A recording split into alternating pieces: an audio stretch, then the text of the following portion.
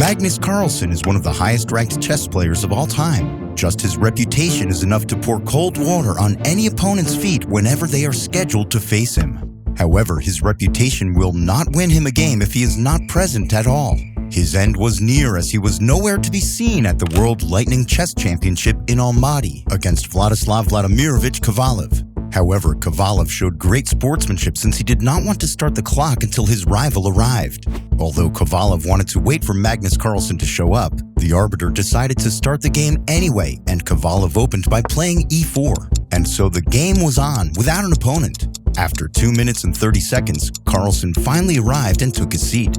Carlsen, playing black, began his game hastily with a move to e6 in response to Kovalev's move to e4. Kovalev decided to play a slow game, and one can only wonder if that was to help his rival settle or whether it was his playing style.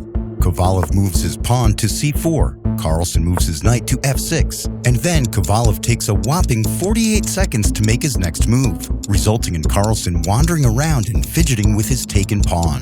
He finally makes a move, placing his knight on the c3 square as Carlsen instantly castles. Kovalev still has a solid 1.5 minutes on the clock, while Carlsen is down to 35 seconds, as his time on the clock slightly increased because of the 2-second increment rule. However, Kovalev uses another 41 seconds before making his next move.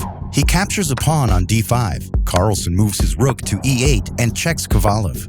There is a cocky touch from Carlsen here as he moves all his pieces into place properly before hitting the clock. After Kovalev short castles, Carlsen advances his pawn to h6.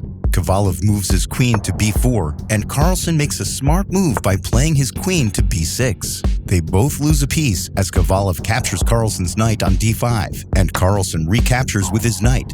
Kovalev captures this black knight with his bishop, previously on f3, and Carlsen recaptures with his pawn to d5. Afterwards, they result in trading their queens. It's time for the game to open up. Kovalev only has 11 seconds remaining at this point, and he moves his bishop to d2 with only 3 seconds on the clock. Now Carlsen pushes his pawn to f6, which puts pressure on Kovalev's knight, and Kovalev takes it back to d3. They trade a rook, with the white's bishop capturing the black rook on e1. Both players greatly benefit from the 2-second increment, and now have about 10 seconds left each. It looks difficult for Carlsen to progress, and soon another trade of pawns goes on and the game opens up fully.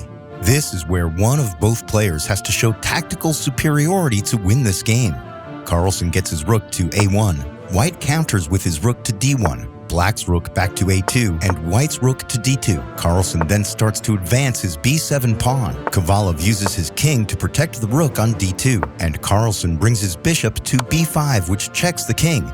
The white king moves to c2, and Carlsen has to be careful not to lose his bishop, which he moves to c4. The white king moves to b1, and Carlsen takes his rook back to a8, and a move later to e8 in order to put pressure on Kovalev's knight. There was still a balance in the game, but at this point, Kovalev makes a game-ending blunder by capturing the black bishop on c4 with his knight. The knight is immediately captured by a pawn, and this puts Carlsen in a strong position, and his two pawns can easily progress without any danger.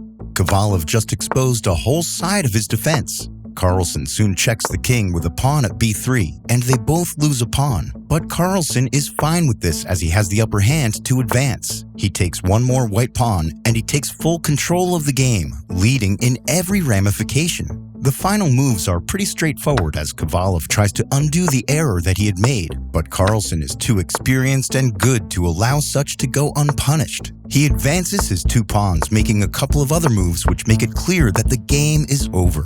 Kovalev resigns as he places his rook at b2. Carlsen wins the game despite coming 2 minutes and 30 seconds late.